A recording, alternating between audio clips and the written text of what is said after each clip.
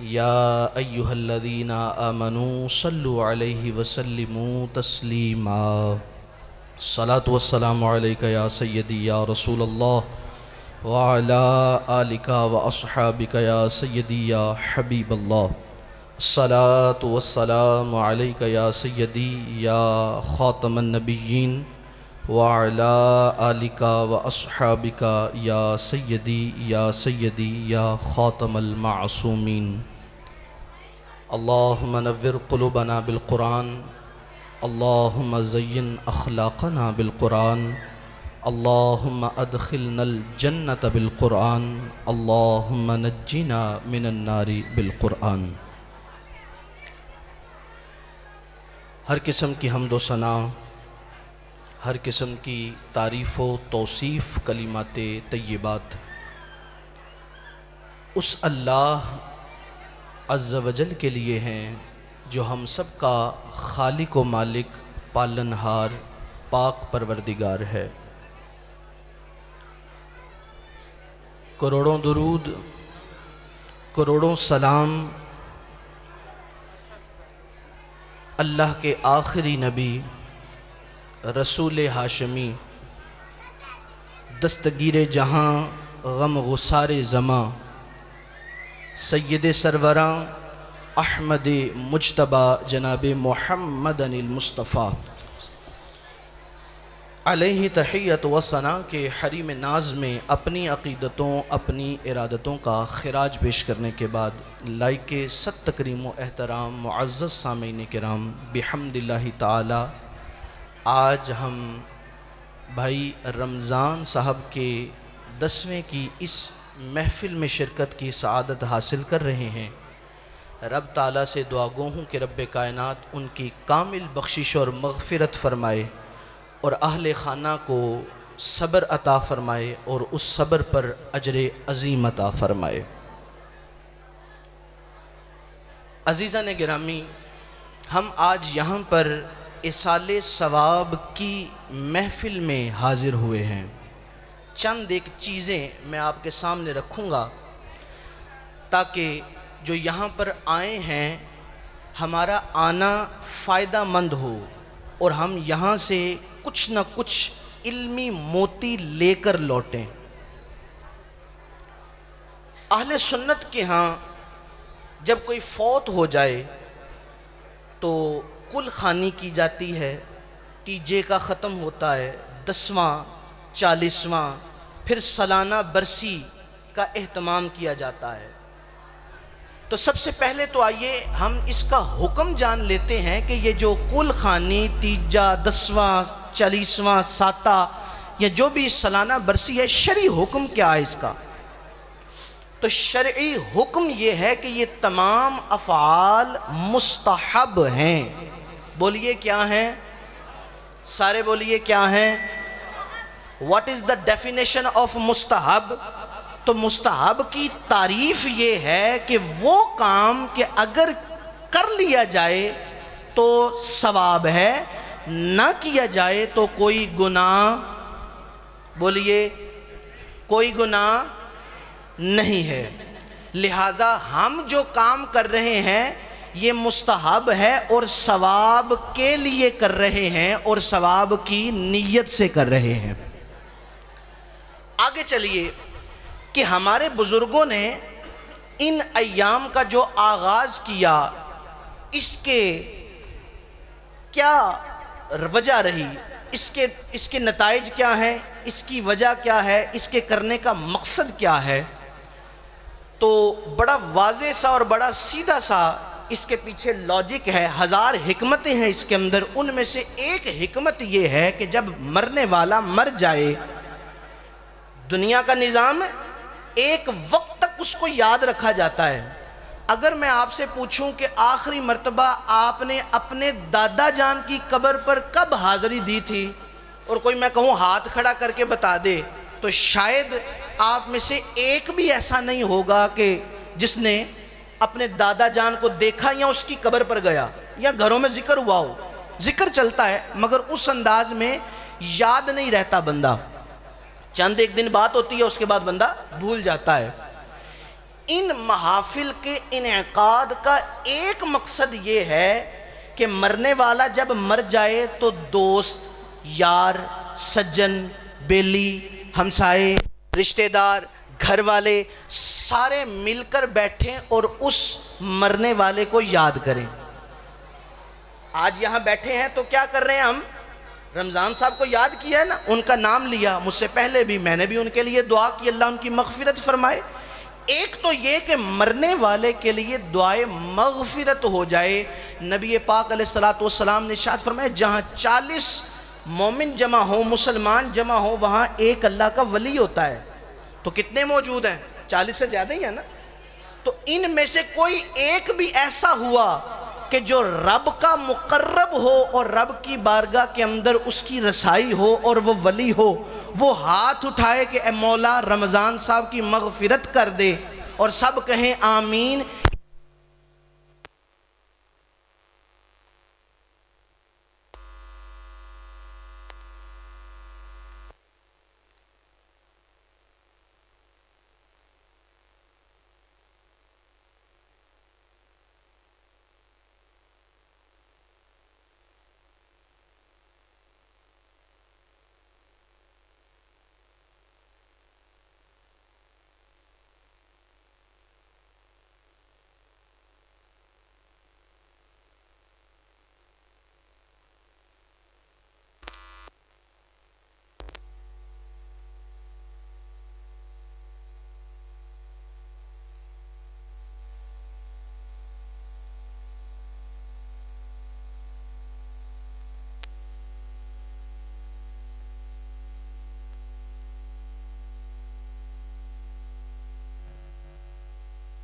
نماز جنازہ کے بعد مردے کو قبر میں دفنایا، اور اس کے تھوڑی دیر بعد ہی ہم جناب اپنی دنیاوی مشاغل میں مصروف ہو جاتے ہیں۔ سیاست پر گفتگو ہو رہی ہے، کاروبار پر گفتگو ہو رہی ہے، جس دری پر بیٹھ کے گٹکے پڑھتے ہیں نا، وہاں پر بھی لوگ گٹکے کم اور سیاست پر گفتگو زیادہ کرتے ہیں، کاروبار پر گفتگو زیادہ ہو رہی ہوتی ہے، اپنے معاملات دنیاوی وہ زیادہ ڈسکس ہو رہے ہوتے ہیں۔ ہمارا حال تو یہ ہے، اس کو بار بار ریمائنڈر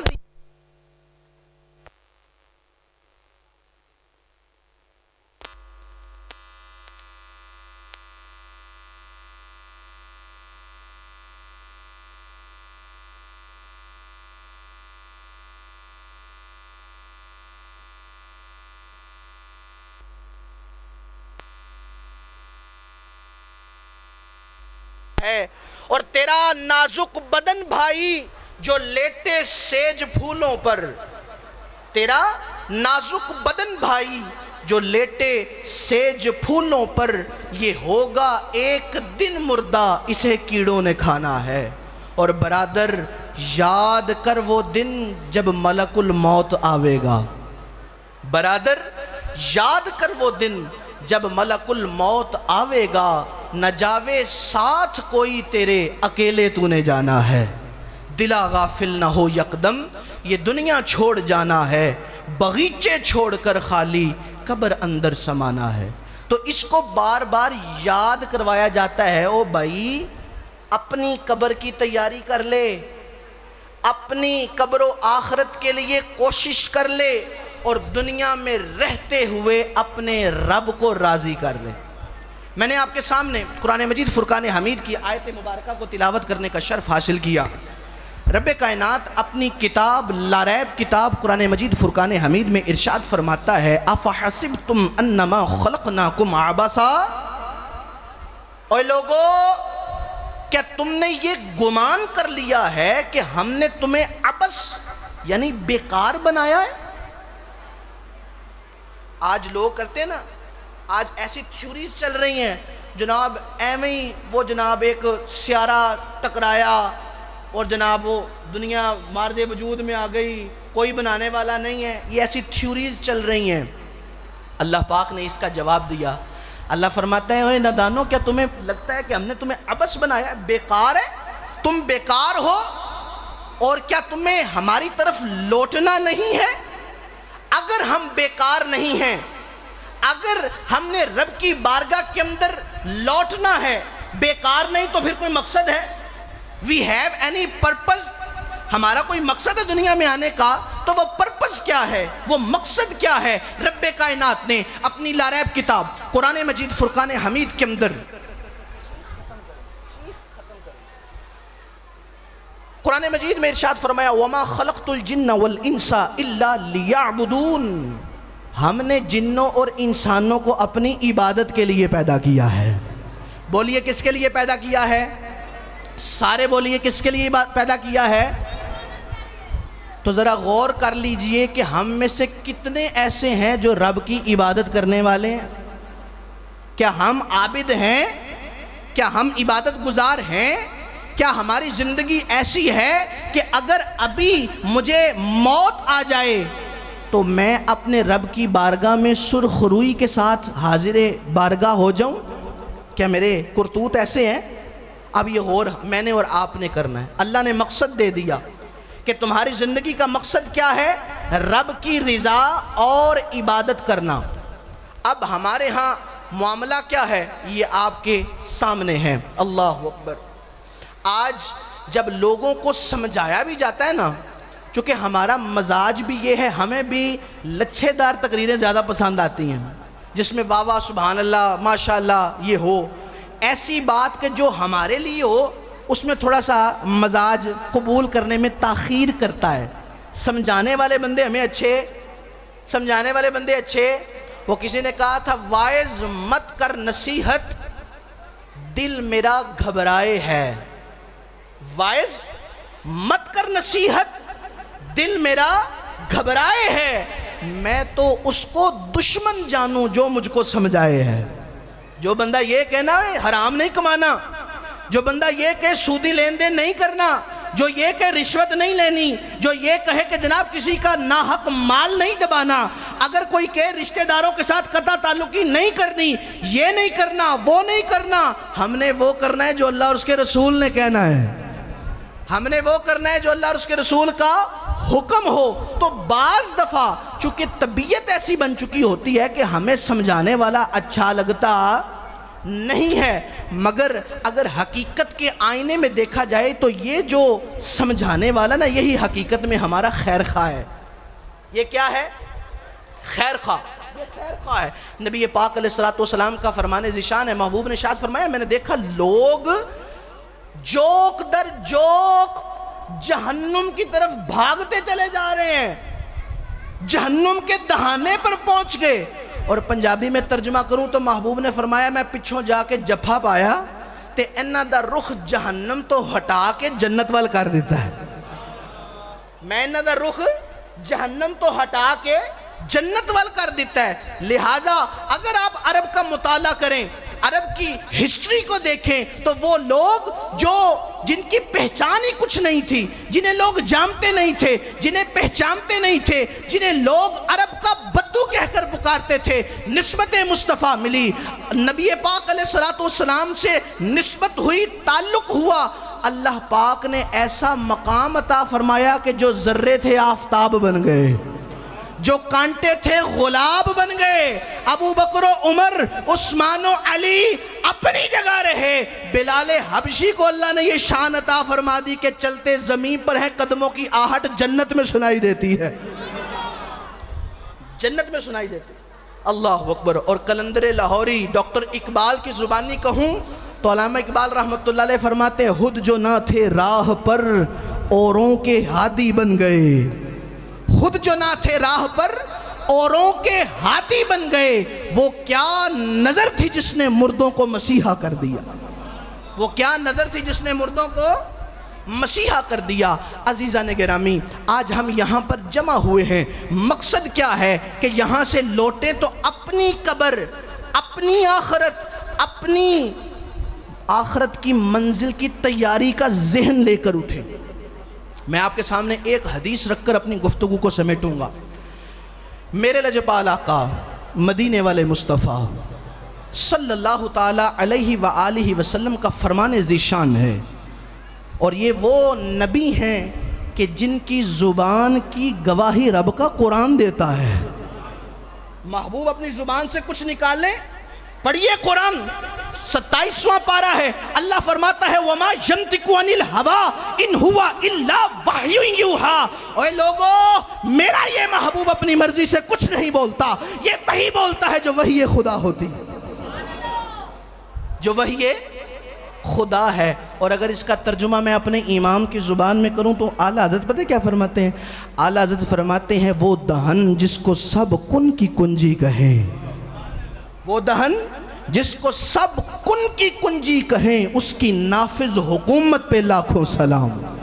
یہ وہ نبی ہیں، یہ کیا ہے؟ یہ وہ نبی ہیں کہ زبان سے جو نکل جائے وہ حرف آخر ہے، کیونکہ بدلے گا زمانہ لاکھ مگر قرآن نہ بدلا جائے گا، بدلے گا زمانہ لاکھ مگر قرآن نہ بدلا جائے گا، ہے قول محمد قول خدا فرمان نہ بدلا جائے گا۔ اگر کوئی بندہ کہے میں نے سورج مشرق کی جگہ مغرب سے طلوع ہوا دیکھا ہے تو مان لینا، اور اگر یہ کہے کہ محبوب کی زبان سے جو لفظ ادا ہوا اس میں تبدیلی ہوئی تو اس کو ماننا نہیں، کیونکہ اللہ پاک نے نبی پاک علیہ السلام کو کی زبان کی گواہی خود عطا فرمائی ہے۔ اللہ فرماتا ہے میرا محبوب اپنی مرضی سے کچھ نہیں بولتا، یہ وہی بولتا ہے جو وہی خدا ہے، وہ نبی پاک علیہ السلام۔ آپ ارشاد فرماتے ہیں اغتنم خمس قبل خمس، فرمایا غلاموں، مستدرک کے اندر حدیث موجود، فرمایا غلاموں 5 چیزوں کو 5 سے پہلے غنیمت جان لو۔ آپ کی توجہ ہے؟ آپ کی سبحان اللہ مجھے بتائے گی کہ سن رہے ہیں؟ اغتنم خمس قبل خمس، 5 کو 5 سے پہلے غنیمت جان لو۔ حضور وہ 5 چیزیں کون سی ہیں جس کو 5 سے پہلے غنیمت سمجھنا ہے، جس کی امپورٹنس ہے؟ اللہ اکبر۔ نبی پاک علیہ السلام نے ارشاد فرمایا شبابکا قبل حرمکا، اپنی جوانی کو اپنے بڑھاپے سے پہلے غنیمت جان لو۔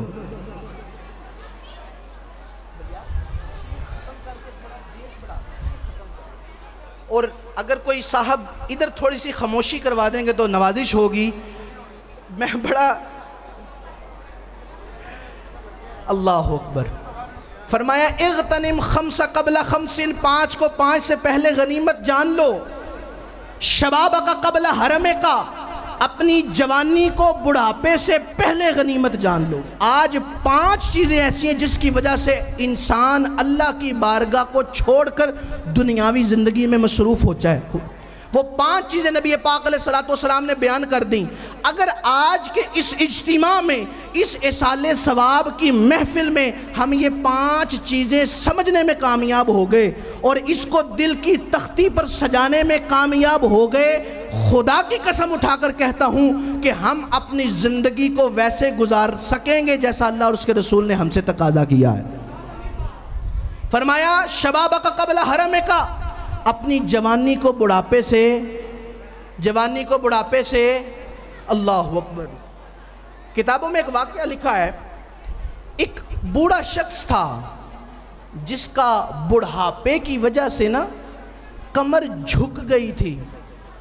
آپ نے دیکھا ہے گاؤں کا والا ایریا ہے، بعض دفعہ جب بندے کی عمر زیادہ ہو جاتی ہے نا تو عمر کی زیادتی کی وجہ سے کمر میں خم آ جاتا ہے، کمر جھک جاتی ہے۔ ایسے ہی ایک بزرگ گزر رہے تھے کہ جن کی کمر جھکی ہوئی تھی، عمر کی زیادتی کی وجہ سے زیادہ عمر ہو گئی تھی۔ گزرے تو ایک گلی کے کونے پر کچھ شرارتی اوباش قسم کے لڑکے کھڑے تھے، نوجوان، ہنسی مذاق ہو رہا تھا۔ ان میں سے ایک نوجوان نے نا آگے بڑھ کر بابا جی کو کہا، بابا جی کی پہ لب دیو؟ توجہ ہے آپ کی؟ بابا جی کی پہ لب دیو؟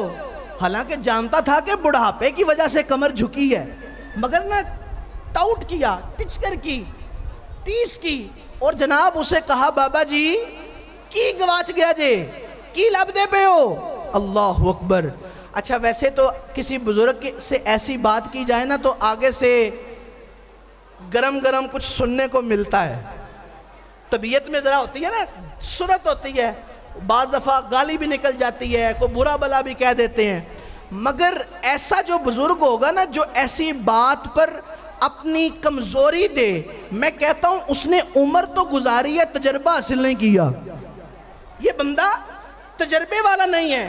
جو بڑے زیرک والے بزرگ ہوتے ہیں نا، جنہوں نے واقعی تجربات سے گزر کر اپنی داڑھی کے سر کے بال سفید کیے ہوتے ہیں نا، وہ ایسے لوگوں سے منہ نہیں لگتے بلکہ کوئی نہ کوئی حکمت بری بات کر دیتے ہیں.